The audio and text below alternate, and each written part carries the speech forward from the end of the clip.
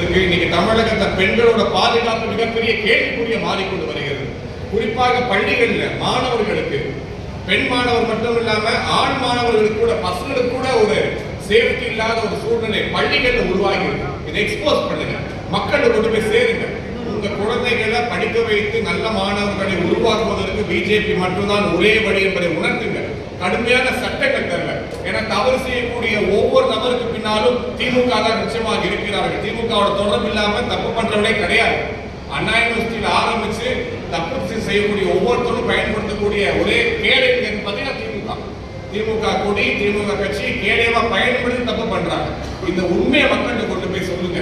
இந்த அறிமுக கூடத்தில் நம்ம பேச வேண்டிய முக்கியமான விஷயமே இதுக்கு மேல நம்ம மக்கள் பணியெல்லாம் நம்ம செய்ய வேண்டியதெல்லாம் மக்கள் பணி மட்டும்தான். மக்கள் பிரச்சனையை மட்டும் கையில் எடுப்போம்.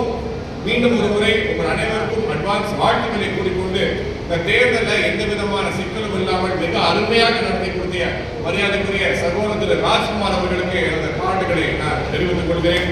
அதே போல இந்த பகுதியில் தேர்தல் நடத்த உதவியாக